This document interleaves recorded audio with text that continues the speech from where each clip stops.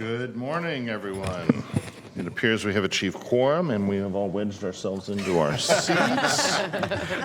So we are probably good to go. If the clerk would call the roll. Good morning. Member Aquino? Here. Karpinski Costa? Here. Desmond? Frost? Here. Hume? Here. Kennedy? Here. Lolo'i? Here. Maple? Here. Robles? Here. Cerna? Here. Swin? Here. Valenzuela? Here. Villegas? Here. And Sander. Here. And you have a quorum. Very good. If everyone would join me in the Pledge of Allegiance. Just got around today. I know.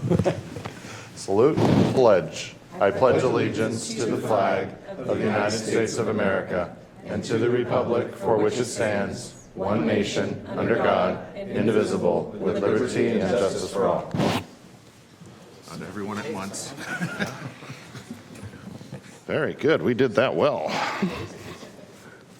All right. I think we have a statement to be read by the clerk and some public comment procedures to go over. Yes, sir. Thank you. This meeting of the Sacramento Regional County Sanitation District and Sacramento Area Sewer District is being broadcast live on Metro Cable 14, the local government affairs channel on the Comcast Consolidated Communications and AT&T Uverse cable systems. This meeting is closed captioned and live streamed at metro14live.saccounty.gov. Today's meeting will replay Sunday, June 18th at 9 a.m. on Channel 14. This meeting can also be viewed at youtube.com/MetroCable14. In accordance with the Government Code 54952.3, compensation for meeting of these legislative bodies is required to be verbally disclosed. The amount of $100 will be paid for each member participating today as a member of the Sacramento Regional County Sanitation District, and the amount of $100 will be paid for each board member participating today as a member of the Sacramento Area Sewer District. Compensation for Sacramento County Supervisors and City of Sacramento Council members is paid to the county and city respectively to partially offset the cost of those governments. Compensation for other board members is delivered to the individuals. To make a public comment, please complete a speaker request form and hand it to the clerk. The chairperson will call your name when it is your turn to make a comment. Members of the public may listen and make public comments by calling the teleconference number 669-254-5252, entering webinar ID 161-039-5074. You may also send a written comment to boardclerk@saccounty.gov, and your comment will be routed to the board and filed in the record. And that concludes this clerk's statement. All right. Very good. I think we're ready to move on to our first items. For your consent matters today, items 1 and 2, you're acting as the Sacramento Regional County Sanitation District. Any member questions, comments? Any public comments? We do not have any public comments and did not receive any written public comments. All right. Open Move for a motion. consent. Maple. Thank you. Motion made. Is there a second? Second. All right. Roll call, please. Is that a second by Member Lolo'i? Thank you. Member Aquino? Aye. Oh, I'm sorry. We can vote on the system now. Everybody's in person. Please vote. What do we do? Oh, and look, I can edit other people's votes. That's pretty handy. Thank you. And the Not motion true, carries not with true. all members by unanimous vote. Thank you. All right, very good. We're going on to item number 3, public comment on any item not on our agenda. We do not have any public comments, and I have not received any speaker slips for off-agenda public comments in chambers. All right, item 4. Item number 4, you are acting as the Sacramento Regional County Sanitation District. District separate matters. You are receiving the 2023 update of the long-term financial plan and approve the capital funding projection for the Sacramento Regional County Sanitation District for fiscal years 2023-24 through 2032-33.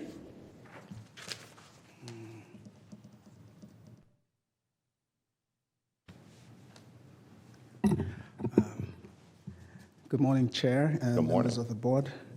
My name is Tepa Banda, the Director of Finance, here to present our 2023 update of the long-term financial plan. We already have it over there. So we're presenting the long-term financial plan update and the capital funding projection. The long-term financial plan is really for the board's information, so it's a receive and file part. The other part, the capital funding plan, is for approval.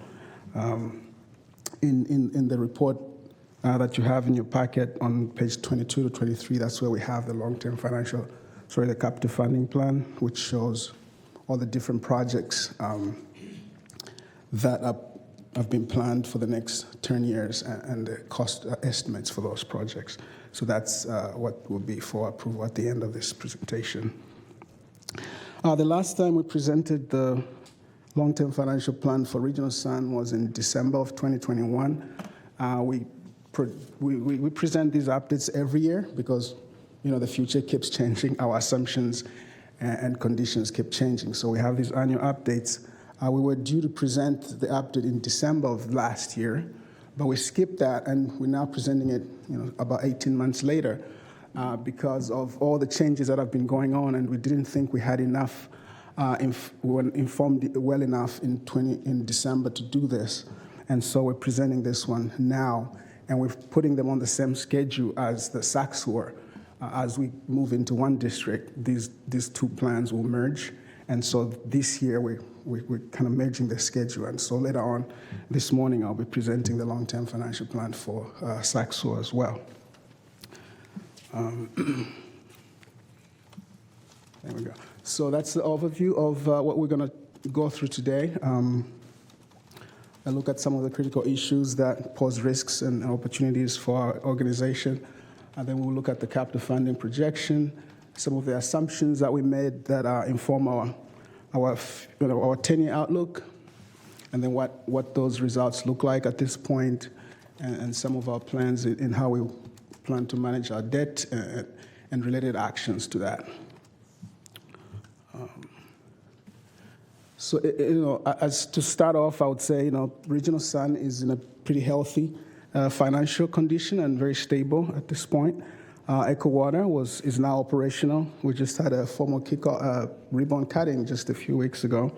There's still a few components that are being wrapped up, but that's falling off our program. But we do have big projects coming up. Most of you are familiar with these two major projects that are about to break ground, the Harvest Water and Biogen. And so those will be coming with some significant capital requirements. And as well, we have significant cost inflation. The feds are trying, all their best to keep inflation, to bring inflation down, and that's why they're raising rates. So that's also affecting our capital costs and our operating costs. And with rising rates, we have few opportunities to restructure debt.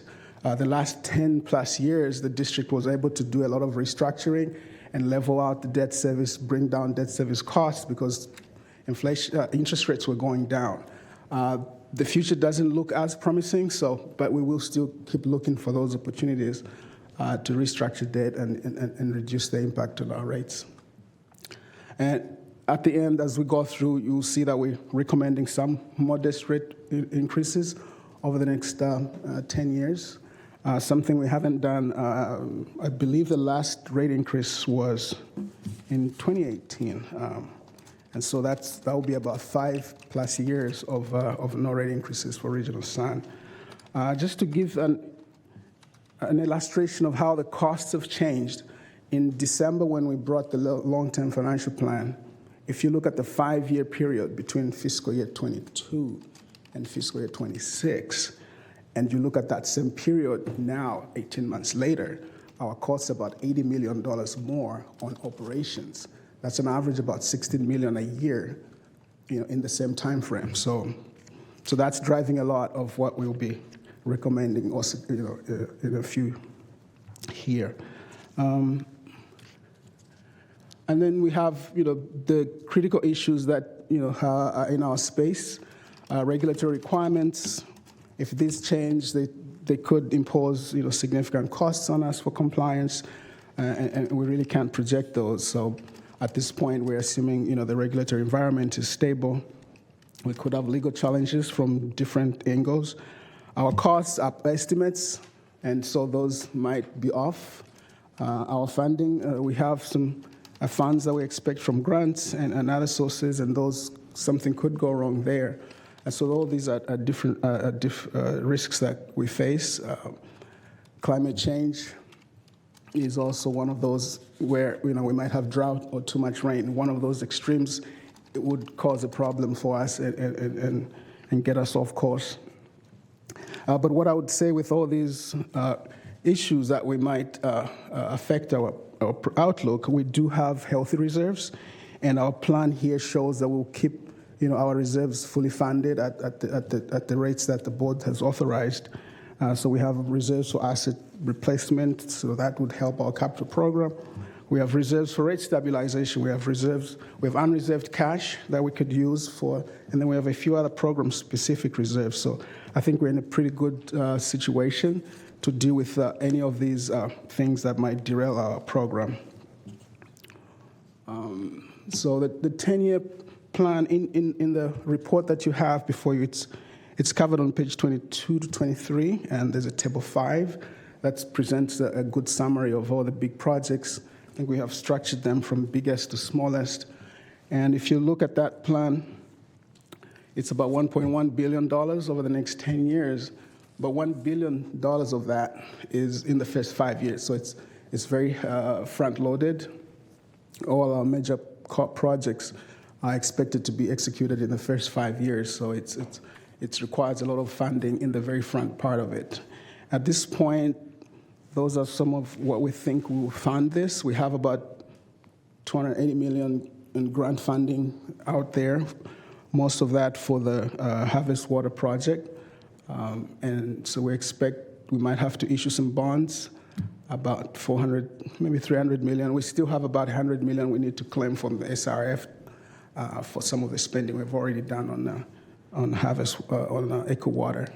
And then we'll use some pay-go revenues. That's our ongoing current revenues and cash. And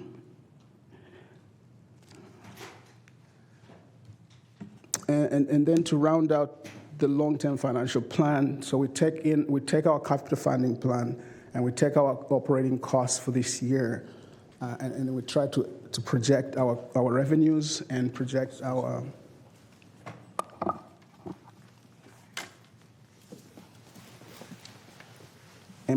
costs, our operating costs, and we make assumptions, and so we cover just a few of those assumptions here that inform, the 10-year outlook that we're presenting in the plan. So one of the main drivers for revenues is our assumption for customer growth. We're assuming, our connections grow about 0.5% annually. We think that's in line with housing unit growth in the Sacramento region. Between 2010 and 2020, housing growth grew about 0.4% a year. The last 3 years, from 2020 to 2023, have been a bit accelerated. I think as people have been moving to Sacramento, the rate almost doubled to 0.8. But on average, for the last 13 years, it's been about 0.6% annual growth. So we think our 0.5 is a fair estimate. And we have some cost assumptions, some cost escalation for salaries and benefits and other supplies and services. Those are in the range 2 to 4%. That's our labor increase. As you know, our COLAs that the unions just agreed is 4%. It was 4% last year. With the way inflation is staying, we think we're holding that steady throughout our projection. We're not assuming any more grant funds will be secured, but we are working to secure more funds. But to be conservative for this projection, we're assuming what we have is what we end up with. So I think we're being conservative there. There's good chances that there might be some additional grant resources secured. And then at the bottom there, we have our rate-setting targets that help us, see if we need to recommend rate increases or not. We try to maintain a debt service coverage ratio. So that's the amount of revenue that we have left to service debt after we pay off our operating costs. So that's a formula that our rating agencies and anyone who's doing financial analysis looks at. And our covenants require that we maintain a minimum of 1.2 on our senior debt. So if our revenues are falling and we're going to not comply with that ratio, then that's a trigger to raise rates so we can increase our operating revenues. And also we want to maintain full funding for our designated reserves and and maintain a positive balance on our unreserved cash. So those are some of the targets that we try to hit, and depending on where those lie, we might have some rate increases or not. And so when we put all those assumptions and our most current data on where we are today and our CFP, it looks like we might need some rate increases, moderate rate increases, over the first part of our 10-year plan. It could be between $2 and $3 the first 2 years, and maybe another $2. But I have to say, at this point, this is just analytical analysis. Before we come with an actual recommended rate increases, which is probably later in the year, we would do maybe some more, true-ups of some costs, and we'll have better, I think, estimates on some of the projects. And then there are several ways you could structure a rate increase, and we'll consider those then. So at this point, this is just indicative of what you might see coming down later in the year. And of course, driving that is, when all our cost assumptions kind of come out to about 4.6%, our bottom line operating costs will be growing at that percentage. That's what we think. Hopefully, it's lower than that. Without rate increases, our revenue growth is tied to our population growth, our connection growth, which is about 0.5. So you can see that big gap between how fast our costs are growing and how revenues might grow. Of course, the bases are different. But with our projected increases in rates, we would raise our revenue growth to about 2.1%. And it's still slightly lower than revenues, because of our cash balances, we're able to fund some of our cost growth from our unreserved cash balances. And so those sort of decline a little bit over the 10 years from about 455 to 373. But throughout this period, we will be able to maintain our debt coverage ratios, but we would still need some additional funding from grants and some of the maybe issue some bonds. I have to say our projection, our debt service that you have in your packets may be a little understated. So for the document that we put up on our website, we might have to make some adjusting estimates on our debt service. Any questions at this point? I could take questions as we go. Good. And so that sort of gives the picture of where we think our long term looks like. And so here we just talk about just some of what our principles and where our debt is. We have about $2.2 billion as principal debt as of the end of this month. Our annual debt service right now is about $126 million. A few years back, I think it's 2 years or so, the district did some restructuring, which was very beneficial to the district. But part of that, it means that our debt service is going to go up a few more in the next coming years to about 137 by 25, 26. So that's about $11 million increase in our debt service. So that's part of what's driving the need for rates. But in terms of our philosophy to debt over this period, we want to limit any new issuances to just fund those capital projects. And also, the financial picture is very uncertain right now with all the movement that Fed's trying. So we might be able to restructure some debt in the next 1 or 2 years, but that we will look at those as we get there. We talk about some of that here. We do have some direct purchase agreements. I think we'll be renewing those. We have a swap. We have a couple of swaps right now that help to hedge our variable rate debt. There might be opportunities to terminate those or convert them. We have 2014A bonds that are callable next year. Depending on how interest rates are at that point, we might have an opportunity to restructure that. But all those, we're working with our financial advisor as we get closer to those debts, and we'll bring those actions to the board if we need to take any action. And as I pointed out earlier on, we're still exploring additional grant options to help our capital funding plan. And in terms of our debt issuance, we are also looking at WIFIA. WIFIA is a program run by the EPA. It's where the federal government essentially loans us money for water and wastewater projects. They have a lot of advantages, some disadvantages, but when you pair them with a bond issuance, they can get you a much better outcome in terms of your debt service and your cost of debt. So as we look to issue debt to help fund the harvest water and the biogen, we will be looking at these options, in earnest. And so that concludes my presentation of the long-term financial plan update for this year and the capital funding projection.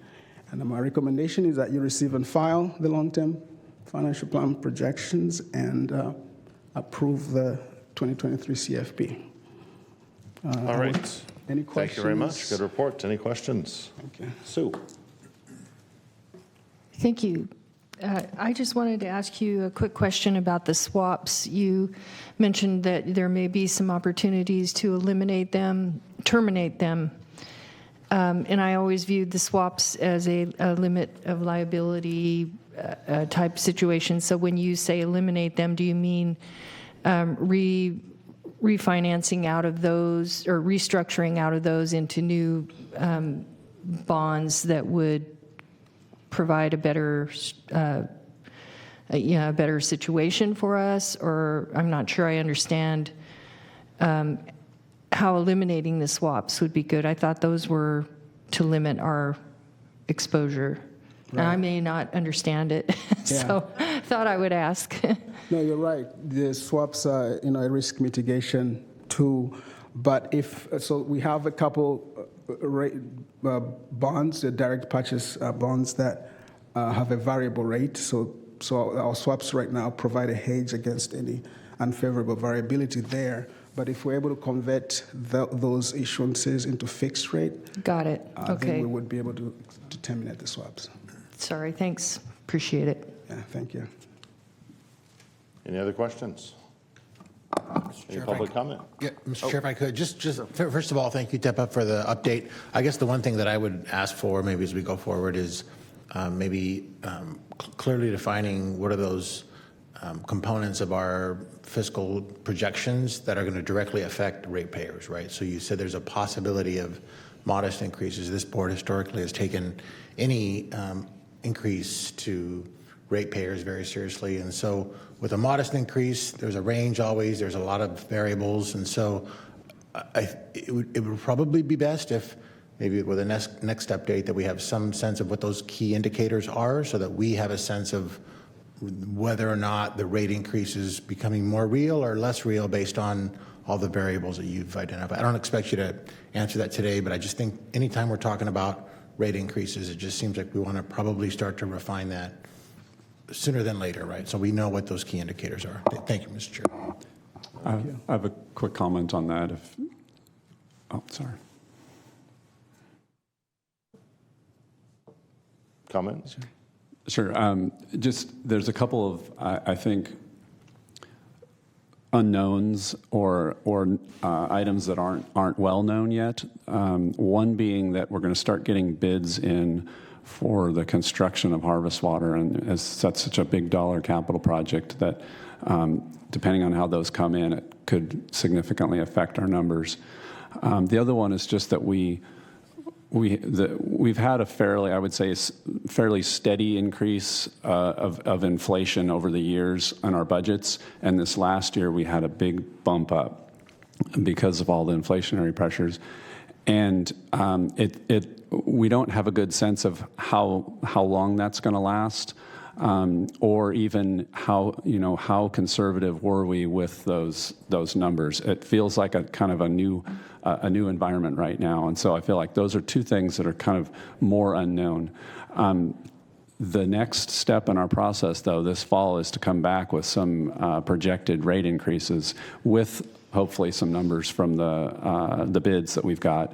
So you'll see those, and then what we'll probably do is propose those as some alternatives, different ways to phase them in. So hopefully that helps. Yeah, thanks, Christoph. So I think the main drivers is really our costs. Where do they land? Our capital costs are big movers of that needle, and interest rates. How high do they go? Hopefully not so much high. So depending on how that changes, we'll be refining that for the proposal that we bring later this year. All right, Director Maple.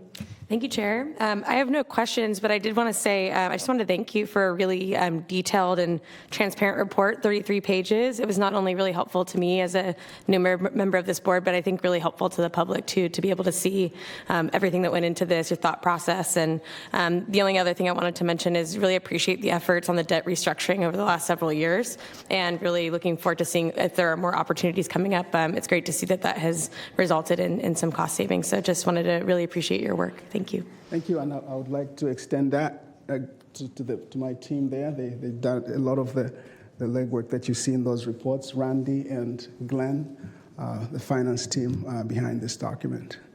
So, Very good. thank you. Any public comment on this matter?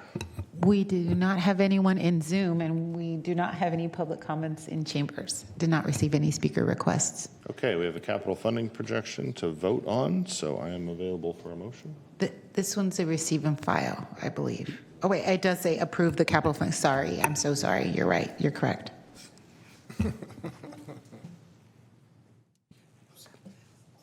All right, available for a motion? I'll move adoption of the capital funding projection.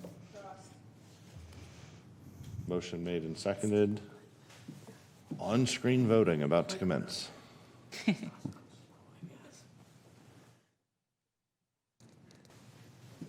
And the motion carries by unanimous vote. Very good. That moves us on to item number 5. Item number 5, this is, you're acting as the Sacramento Regional County Sanitation District and Sacramento Area Sewer District. It is the presentation on Sewer Lifeline Rate Assistance Program report. Welcome. All right, well, good morning, Chair and members of the board. My name is Glenn Iwamura, and today I'm going to be presenting the Sewer Lifeline Rate Assistance Program.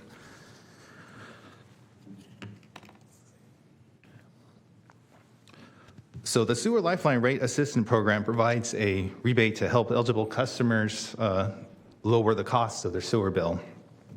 The amount of the rebate is $150 per year for regional SAN and $25 for SAC sewer, and that's if you live in a residential home. Customers will receive less if they're in a multi-unit building such as a condominium or a duplex, or if they live in a mobile home park. If a customer is paying their utility bill through CUBS, also known as the County Utility Billing System, they will receive a credit in their bi-monthly bill. If the customer is from the contributing agencies, such as the City of Sacramento, West Sacramento, or Folsom, they'll receive a check annually once. And the added benefit of enrolling in the program is that participants will also be automatically signed up for the Sacramento County Water Agency and Sacramento County Waste Management and Recycling Lifeline program. So if you combine all three of those programs together, you may be eligible for up to a rebate of $379 a year.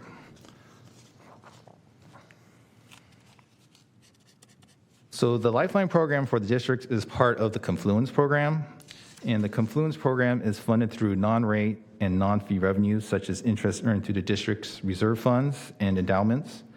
The Confluence program's annual report was brought to your boards back in October of last year, which summarized the different programs the Confluence programs funds.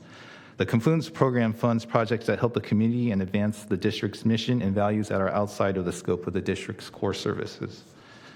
Of the projects in the Confluence program, the Lifeline program has the greatest cost at $2.3 million out of a $3 million Confluence program budget. As such, though, the Lifeline has the greatest reach to positively affect the largest number of those who live within the county. So what are the eligibility requirements? Applicant's name must appear in the bill, and they also must live in the household. Participants must also meet certain income levels or be participating in either the SMUD EAPR program or the PG&E CARE program.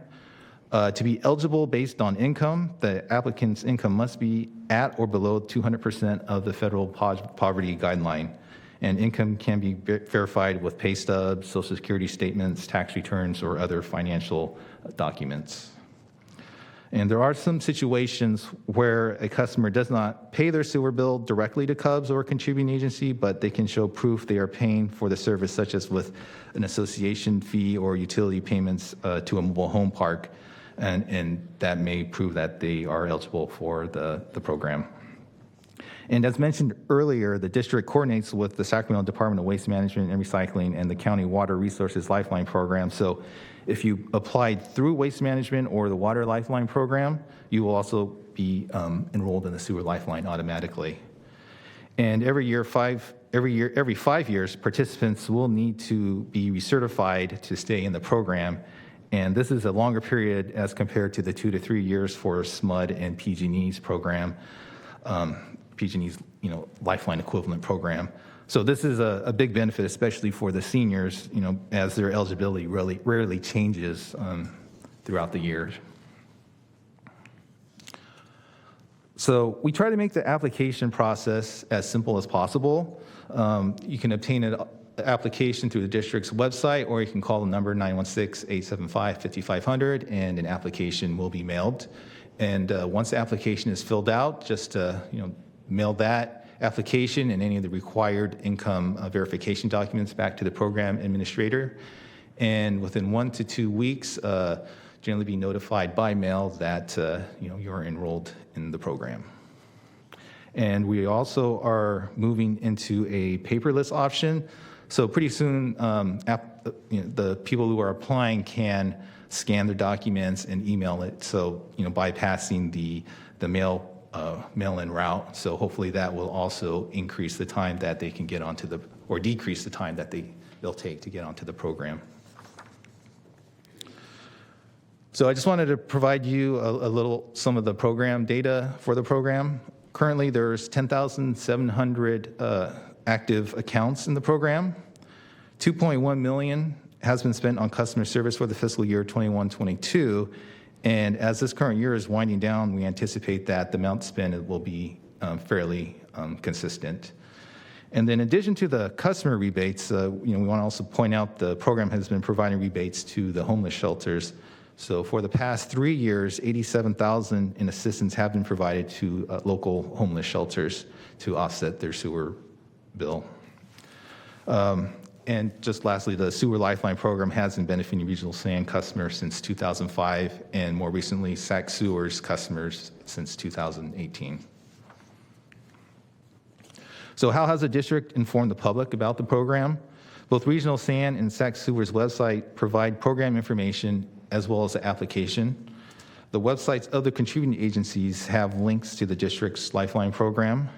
The utility bills from CUB includes contact information for the Lifeline program.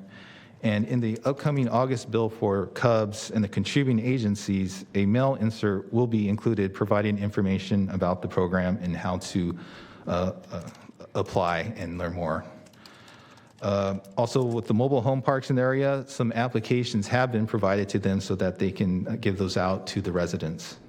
And then lastly, just word of mouth. So I'm hoping that the information provided today can be passed along, especially if you run into any of the ratepayers that express concern of being able to pay for their utilities. So if you have any questions or like additional information on the program, you can contact Julie Pruitt, the Lifeline Program Administrator. And I'd also like to acknowledge and thank Julie for her dedication to the program, as she's really making the Lifeline program run as smoothly as possible, as well as the care she shows on those who's enrolling in the program. Many times the applicants are stressed out due to financial difficulties, and a friendly voice can go a long way in making the process easier. And lastly, at the bottom of the slide, I wanted to show a copy of the bill insert that will be sent out in August's bill. Communications has put a lot of effort into creating the insert and coordinating with CUBs and the contributing agencies on the timing and the distribution of the insert. This was created to make it easier to obtain information, including the use of the QR codes. And with that, I just wanted to thank the board for their continued support for the program. As you're aware, this program has provided much needed relief for our ratepayers and will be more important than ever, especially with the possible rate increases in the future. So, we try to make this application process as easy as possible, and we will continue to look for ways, additional ways to let our customers know about the Lifeline program. So with that, I thank you for your time, and I'll be happy to answer any questions. All right, any questions? I see Pat, you're up first. Thank you, Chair. Thank you for the presentation, Glenn. Obviously this is an important program. Turning off the sewer isn't really an option, and I'd hate to think of what solutions might be derived if we were to do that. And so then it becomes a matter of penalties and fines and things that just sort of add to the stress that you were mentioning. So it's important to have the program. But in one of the early slides, I noticed that there's a big difference between the amount of relief offered for the customers of the two different agencies. So I have a two-part question. One, why is that difference there? And two, how do we propose reconciling that difference as we look at merging the two into one agency? Right. Well, because this program is funded by non-rate, non-fee monies, Regional San has the advantage that it has a larger reserve fund, and also it has an endowment when I think it was like a $10 million swap was restructured. So because of that, Regional San has more money to fund the program, and so that's why there's a larger dollar amount. I can see, Sac Sewer, as if the reserves and the cash balances start to rise, and we've also started to invest money outside of the county treasury pool, so that has increased the rate of return that we will potentially be getting. So that could also be a source of additional funding for the program later on. But again, the main difference because of the the disparity is just the amount of cash and interest and miscellaneous revenues that come in. And so then post-merger, it really just becomes a matter of board priority to designate restricted funds to fund the program. Yes. Let me add. Just to add on to that, the amount that we charge Regional Sun customers is about twice in the amount that we charge Sac Sewer. Sac Sewer bill right now is about $19.85 a month. Regional Sun is $37. So part of that is also scaling to the charge that we're giving a rebate against. In one other comment on, you mentioned the merging of the boards. One of the things that we have to still do as an organization is keep the finances separate between the services that Sac Sewer provides and the services that Regional San provides, because they are different customer bases. So some people only get one of those services, some people get both.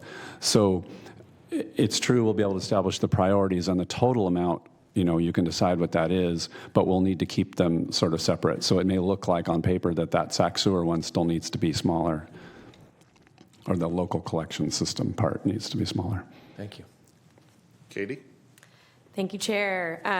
Well, this is a wonderful program, and as someone who represents a majority low-income district, this is something that I very much look forward to getting out to my residents. And on the outreach component, I wanted to ask, does this organization ever partner and do tabling at community events? And if not, be happy to help partner on something like that. Would Nicole be We do a number of community outreach events throughout our service area over the course of the year, and we're actually right in the middle of that season right now. But I'd be happy to chat with you offline if there's specific events that we might be able to attend and do a table at on this topic, or many of our other outreach programs as well. Yeah, absolutely. So I'd love to connect with you. And then we're also, tabling at events as well. So we can also take materials and do it on your behalf as well if you're not able to spare staff. Wonderful. Okay. Thank you. Thank you. And then my other question is, obviously it's a great program, but one of the challenges for a lot of low-income residents is not having finances up front. While the rebate is great, I wonder, has this body or board ever discussed maybe doing an upfront program for helping low-income residents versus a rebate? So assistance on the bill itself throughout the year? This has been pretty much the standard of how we've been doing it. It's how most of the utilities do their program. So we've just been, again, we're also tied to the water and solid waste. And so, trying to do something different can complicate things as well. But, being able to work with the three agencies, the other two agencies, has been kind of nice because it's a lot easier for the, the process of, applying and being eligible for the program. So I think, doing that may complicate things. It's something that, we can obviously look into. But, one of the things is we just want to make this simple for the people that are applying to get onto the program. If I heard your question right, were you saying giving the rebate on a monthly basis along with the bill? Yeah, so basically, on a month-to-month basis, being able to have a reduction in your bill versus getting a rebate at the end might be more beneficial for someone who's struggling financially. I think just to clarify, that's what we do. Okay, For all I'm sorry. our customers who are billed through SAC Sewer, the rebate is taken off the bill. So they pay a reduced amount after the rebate. Every time you pay. It's only for those customers who are in our contributing agencies, like in West Sacramento, Folsom, where we don't control the bill itself. So those ones, it's after the fact, we give them a check on an annual basis. But for the majority of our customers who are in the SAC Sewer service area, they see that reduction on the bill directly. Oh, thank you. That's a really helpful clarification. I heard getting a check back, and I assumed everybody was getting a check back at the end of the year. So thank you so much. Sure. I apologize. I thought you were asking about getting the money beforehand, before the bill. Oh, got came in. it. So that's Yeah. how I was trying to answer that. Appreciate it. Thank you for your work. Phil? Thank you.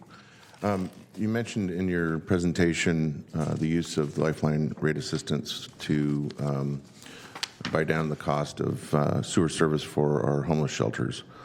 How much headroom do we have left in terms of the use of the rate assistance for that specific purpose, especially in light of the fact that Sacramento County is in the process of standing up in the next 7 months, 6 months, 2 safe stay sites in the south part of the county?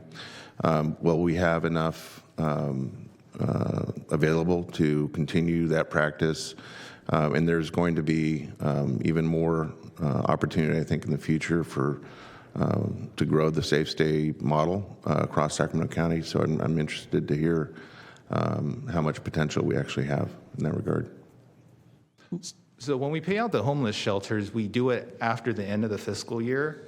And so based on the activity of the prior year of how we're paying out for any of the Confluence program projects, including the Lifeline program, we'll see how much money is left, from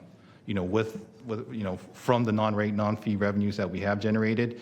And that's how we can determine how much more or less we can, provide for the homeless shelters.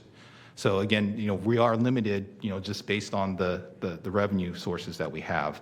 But I'm thinking, again, we're investing some of our money outside of the county pool, which will be providing higher interest rates. So there should, potentially be more money in the future to, fund homeless shelters. As it stands now, though, is it a first come, first serve situation with sheltering? We have established about 5 homeless shelters already that are just primarily homeless shelters. And, as they come along, we try to see if they're eligible for it. And, and then we just try to add on based on available funding. I guess what I'm asking, though, is as our infrastructure increases, hopefully, our capacity increases to shelter those that are in need, is it spread across the entirety of our shelters that are served by the district, or is it we run out of assistance based on the fact that you're continuing to fund the first shelters that enjoyed the assistance? Let me add a little bit to this. There's a prioritization of the Confluence funding. First of all is the Lifeline rate assistance program that's funded before anything else in Confluence. And then within Confluence, the individual ratepayer assistance is first, and then there's a set aside for the homeless shelter program. We have not fully expended those funds yet. So there is cushion. I don't know how much there is. And Mike's actually going to be bringing an item forward later in the year. We can get you some more specific numbers. But when we find out about a shelter, it's hard to kind of find out about these. If we find out about them, then we can do the research and get them into the program. And so far, we have been able to accommodate all of them. Obviously, they're growing. Yeah, well, if your staff, Christoph, don't already know or haven't talked to our Director of Homeless Services, Emily Halcon, about the timing and the process and progress of standing up at least these first 2 safe stay sites in Sacramento County, now's the time. And she can share with you also kind of a little more extended future planning in terms of expansion of our safe stay models. So I'd rather our staff at the district have that understanding sooner rather than later, so that we don't find ourselves, scratching our heads. Why don't we have enough capacity later on to continue to buy down the cost of sewer service for these important shelters? So we can do that and basically create more of a projection, and then as that, if it looks like there's an issue there, then we can come back and see if you want to reallocate any of the funding within Confluence for that. Thank you. Jenna. Thank you. Something flew by me that I didn't quite catch. What was the reference you made to qualifications based on their water service and their garbage service? Something? Mm-hmm. So we coordinate with the water and solid waste, and basically if an applicant is qualified to be on the program for the sewer, they automatically get into the program for Does that solid work waste. for the cities who don't contract with the county's water or county sewer? No, because we are working in coordination with Cubs, and since Cubs is, does the billing for all the 3 agencies, it makes it easy to, coordinate the Lifeline program amongst those agencies. So would you think that what percentage of the 10,000 plus enrollees are from the cities? Can you, the incorporated cities, can you separate kind of a general percentage? Because we don't get that automatic enrollment. Right. So about 20% of the revenues are the cities or the contributing agencies that are outside of this. So, I guess you can look at maybe 20% then of that 10,000 just as a quick Thank you. Calculation. All right, any other questions? If not, this is a receive and file. Do we have any public comment? We do not have any online or in person. Very good, thank you. Thank you. We're going to move on to item number 6. Good morning, Chair, members of the board. Mike Hewitt, Director of Policy and Planning. So this is a follow-up to the discussion that we had at last board meeting about Infill Development Board Committee that we're talking about establishing. And so we're back today to recommend establishing an ad hoc committee. And that's to enhance infill opportunity and options that's within the district's control and maybe influence, and also looking at some of our other opportunities regionally elsewhere to partner up with others. We suggest a committee of up to 5 county and city members that have infill and repurposing in their areas. And then we also expect this committee to probably last for about 6 months to a year. And then after that, we'd report back, the outcomes of those meetings and also recommendations, if any. So, if schedules align with everyone, we can kick this off most likely in August. And I guess at this point, we'd want to solicit, if the board is okay with that approach, we want to solicit volunteers for this committee. Sure, we just need to avoid quorums of any kind, right, either board. Yeah, right. But other than that, I'd say any member is particularly interested in infill issues. I am. There's an immediate 5. Shocker. Let's just count those off again, to my right. They were first. All right. 2 supervisors I see with hands up. We had 3 for a second, but now it's 2, so I guess that's good. Anyone else? Okay, good. We got room for one more. The other cities, you know? I will be one of them. There you go. Could the chair read off those names so that we have them? I have, go ahead. You have them? I have 4. I have Cerna, Desmond, Valenzuela, and Sander. Anyone else? Villegas also? Okay. Good. All right, I think that works by all measures. Okay. Yeah. Okay, August for a kickoff meeting. Yeah. Excellent. Yeah, let's go ahead and take a vote on that. Okay. Is there a second? Motion made and seconded. I have a motion by Member Cerna and a second by Member Desmond. Please vote.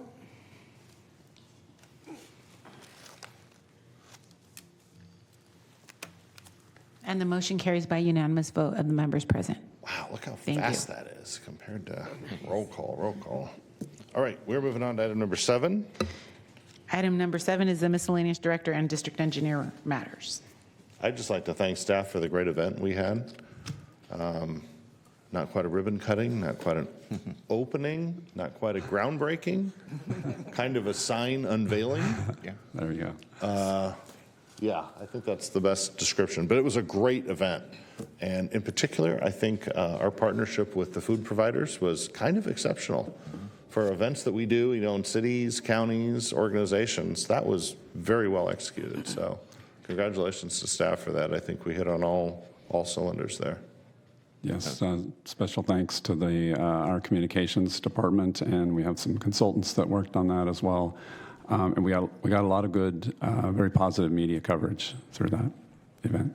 The best social event at a sewer plant I've ever been to. All right. Any other matters? That's going to take us on to item number 8. Just one note from. Go right ahead, Chris. Yeah, just that the next board meeting in June is canceled, and our next official meeting will be July 12th. And that's it. All right, that takes us on to item 8. Item number 8, you're acting as the Sacramento Area Sewer District, and this is to approve an increase to the reserve fund for the upper lateral loan program. Move approval. I'm sorry, I didn't catch the member. Karpinski Costa. Okay, thank you. Is there a second? Second. Any discussion, any public comment? All right, We do not have any members of the public to speak, and I do not have any speaker slips. This is a vote of the Sacramento Area Sewer District only, so we will have the members who are on that board please vote. Thank you.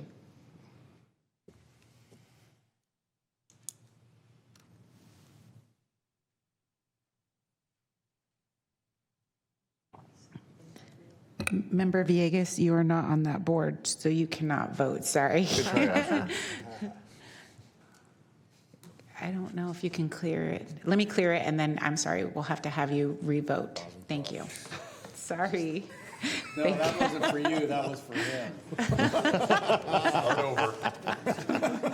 Okay, thank you. We have to reissue the name badges with our assignments on them. And, Complicated. For now, it's complicated. We're about to fix it. and the motion carries by unanimous vote with those members present. Thank you. Not the first time. It's easy for me. I just know I'm on both. If I was on one, this would be hard. And you are moving on to item, and we did not have any Item number public 9. comment. Sorry. Item number 9, this is, you're acting as Sacramento Area Sewer District. This is to receive the 2023 update of the long-term financial plan and approve the capital funding projection for the Sacramento Area Sewer District for fiscal year 2023-24 through fiscal year 2032-33. Welcome back. Thank you. Good morning again. So this presentation will follow a similar format like the last one. So I won't try to belabor too much the intro here. So that's our kind of list of topics that we'll go through to present the SACSOR 2023 update of the long-term financial plan. So going to just to give an overview again here, SACSOR is also in a pretty good financial situation. Our credit ratings is AA+, which is just one notch below the highest AAA. We have healthy cash reserves. Our designated cash reserves are fully funded. But again, we are also facing the same economic environment with costs, inflation really high and affecting our future outlook. And that's also driving some recommendations for rate increases over this 10-year period.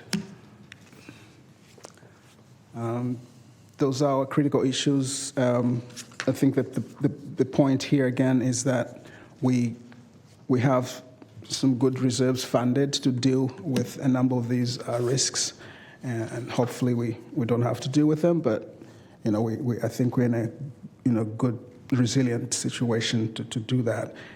And our long-term plan ensures that we fund our reserves to handle any of these risks that might affect our performance. And this is a summary of our 10-year capital funding plan. This is the plan that we're bringing here for approval. Over the next 10 years, we're forecasting $194 million in capital spending on projects. Most of our projects are rehabs of main lines and laterals. That's the big one. We have some relief projects. These are projects that provide additional capacity as we get more infill development in our already developed areas. Some lines, some pumps, and mains need to be upgraded. So that's what that is. But here, as you can see here, similar to the regional sun, it's kind of front-loaded. Most of the costs are in the first 5 years, with the next 5 years dropping to an average of $10 million a year. Just to also highlight, we have these septic conversions where some communities are converting from septic systems to our system. Most of that cost we expect it to be funded by the state grant. There's a grant program that the state runs, and our staff have accessed and got an approval for about 80 to 90% of those costs will be funded by that grant program. So that's an overview. And for the document you have before you, our capital funding plan is discussed on page 18 to 19, and table 4 somewhat summarizes the projects, all the projects in it. For the long-term financial plan, these are our assumptions.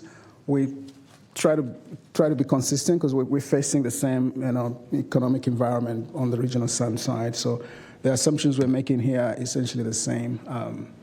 Our customer growth is 0.5%. We have a range of assumptions for cost inflation from 2 to 4%.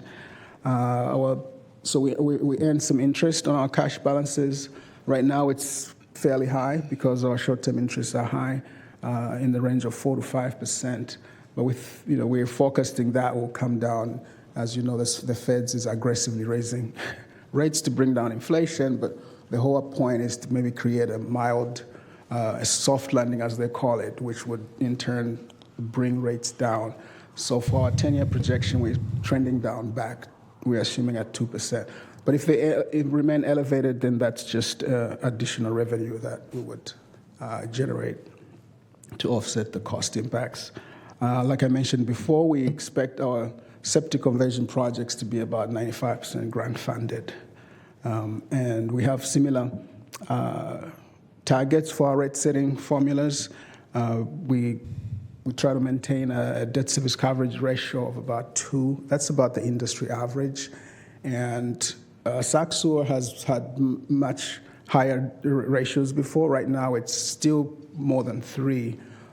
So we have capacity, and that's why we're able to just have lower minimal rate increases than we would have because we have some room to go down to 2, but we would like to keep it at 2 as a floor.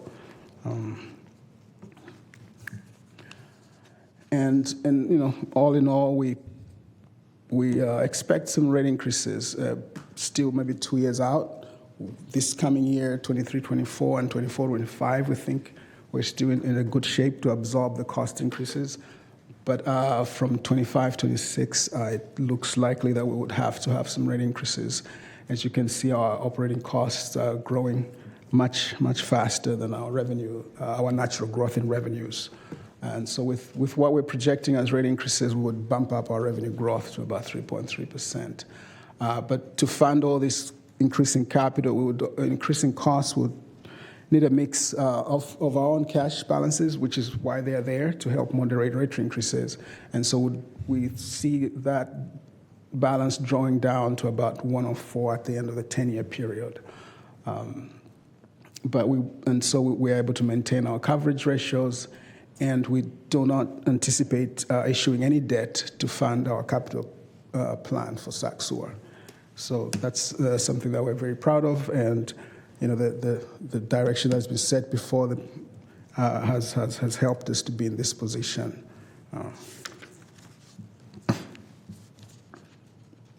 For debt, Sac Sewer has significantly less debt, about $161 million by the end of this fiscal year. Our annual debt service is about 13.6. We do get some subsidy from the BABS bonds that were issued a few years back, about $2.2 million annually. We don't anticipate issuing debt. We should be able to fund our capital plan using our unreserved cash, our pay-go revenues. But for the debt that's sitting on the books, we have some opportunities to restructure that, and we'll be looking at those. And if something comes up, we would be able to bring it to the board for approval at that point. Does the current interest rate environment impact that outlook? In terms of refunding opportunities, yes. Refinancing? Yeah. We have some bonds that are maybe callable in 2025, 26, so that's still 2 years out. Not so sure how things will change. They seem to be changing so fast these days. But for all our debt on the Sac Sewer side is fixed rate, so it's not affecting our debt service on the current debt, but it would affect if we have to do some restructuring and then since we're not proposing any new debt, so we're less affected, I would say, on the Sac Sewer side by the interest rate environment than we are on Regional Sun. Okay, thank you. Yes, thank you. And so for the near future, we'll do what the district has been doing pretty well, managing operating expenses and reserves to make sure we can fund our program capital and operations without borrowing new money. And we will look for opportunistic situations to either refund or restructure our existing debt, and keep monitoring our environment and keep the board posted so we could help make the right decisions going forward. With that, I conclude this presentation, and I think there will be an action item to approve the capital funding plan. Thank you. Good. Darren. Any questions? Yeah. Thank you, Chair, and thank you for the information. Just a quick question on the assumption for cost increase, about 2 to 4% inflation. Given what we've heard about past presentations on the sharp increase in cost for chemicals and things, is that you think that 2 to 4% is reasonable? So our current costs right now have already taken in most of that. I see. The big increases that we've had in the chemicals are already reflected in our baseline cost. So this is going forward. Okay. We're hoping that it's good enough because already inflation is showing signs of tapering down, and so we're being somewhat optimistic that over the long term it will average out back to closer to the 2% on services and supplies, and maybe 4%. So maybe it's less than 4% on our services and salaries. That's what we're assuming. But it's been 2% for a good chunk until the last few years. So we think, if we are lower on salaries and benefits, that high assumptions may offset if services and supplies is a little bit more than 2% or 3%. I see. So, Okay, thank you for the elaboration. thank you. All right, Phil? Thank you, Mr. Chair. If there's no public comment, no further questions or comments by board members, I would move approval of the 2023 SAC Sewer 10-year capital funding projection. Second soon. Thank you very much. And we do not have any public comment online or in person. All right, please vote. Thank you. And the motion passes by unanimous vote of the members present. All right, we then have items 10 and 11, which are receive and file. And that is it for our agenda today. We are going to be adjourned until our August meeting. Is that correct? July. I'm sorry, July meeting. 12th. Wow, I was really skipping ahead. July meeting. So I will hope everyone enjoys their 4th of July holiday, and we will see you later in July.